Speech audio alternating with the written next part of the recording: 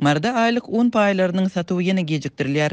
Ujypsyz un paýynyň subsidiýerlenen bakadan satylmagyna köpden bäri garaşýan yerli ýaşaýjylar döwlet dukanlaryna ýygnanýarlar, emma un köplenç satylmaýar. Mariniň dürli etraplarynda un satywy epesli azalypdyr. Azatlyk radiosynyň habarçylarynyň maglumatlaryna görä, Marda we Sakarçagy bayramaly Türkmen gala ýol öten etraplarynda ýaşaýjylar soňky birnäçe aýyň un paýlaryny satyn alyp bilmeýärler. Käbir owullarda un subsidiýerlenen bakadan iň soňky edek bahar aýlarynda satılıpdyr. Hususan da may ayında yerli yaşayıcılar geçen ýylyň noýabr we dekabr aýlarynyň hasabyna un paýlaryny satyn alyp bilipdir. Subsidiýerlenen bahalardan unyň satylmagynyň besedilmegi sany ýygyderli artýan pes girdejili maşgalalara uly maddi basyş edýär.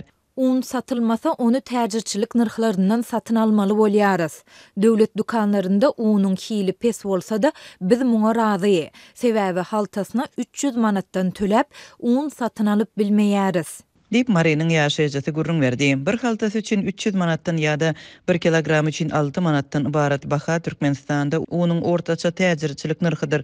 Türkmenistanyň Merkezi Bankynyň kursy boýunça bu haltasyna 85 Amerikan dollarynyň gowrak ýa-da 1 kilogramyna 1,7 dollara barabar. Döwlet dukanlarynda unyň subsidiýerlenen bahasy 1 kilogramy 1,5 manat ýa-da resmi kurs boýunça 42 sent. Düzgüne göre ayda bir adama 5 kilogram un satılmaly. Azatlyk radiosynyň habarçysy soňky aýlarda Mariniň ýaşaýjylarynyň un satywynyň uzak wagtlap ýyda çekilmegi meselesini çözmek haýaşy bilen yerli häkimetlere ýygy-ýygydan ýüz tutup başlandyklaryny habar berdi. Ýaşaýjylar yerli häkimetlere ýyzy-ýyzyna ýüz tutýarlar ýöne hiç zat üýtgemeýär diýip habarçymyz belliýär. Ýurdun dürli kunjaklarynda azyk krizisiniň ýene-de agyrlaşmagynyň fonunda ýylat nägile bolup protest bildirýär. 7 awgustda ýüzlerçe adam Türkmen da azyk etmezçiligine nägile bolup häkimligi bardy. Ondan öň iýun aýynyň başynda Türkmen başyda nägilelikler ýüze çykypdy. Ýagdaýlaryň birinde yerli ýaşaýjylar 6 aý gejikdirilip satylan fevral aýynyň azyk paýyny alyp bilmän soň hökümet dukanyna hüjüm etdiler. May aýynda Daşowut vilayatynyň Könürgen çetrabynda 2 daýhan birleşiginde subsidiýerlenen önümleriň birnäçe aý bäri satylmanlygyna garşy çykan ýaşaýjylar protest bildirdiler. Çörek we subsidiýerlenen iýmit üçin nowatlar soňky 6 ýyl bäri dowam edip gelýär. Nowatlar käte köpelýär, basabaslyk ýakalaşyp döreýär, helakçylykly ýagdaýlar hem ýüze çykýar. Käwagt çeýle kynçylyklar bilen satyn alynan azyk önümleriniň hili aşa erwetligi derarly iýmäge yaramaýar.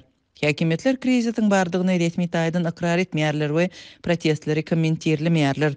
Döwlet telewizionyasynda görkezilýän habarlarda azyk önümleriniň şol sanda çöregiň bolçulugy wasp edilýär we şatlyk minnetdarlyk bildirýän bezemen mähelle görkezilýär. Azyk etmezçiligi gymmatbaha dishalary görülip eşidilmelik mukdarda çykdaja edilýän we öňkü prezidentiň şahsiýet kulturynyň ötýän wagtynda ýüze çykýar.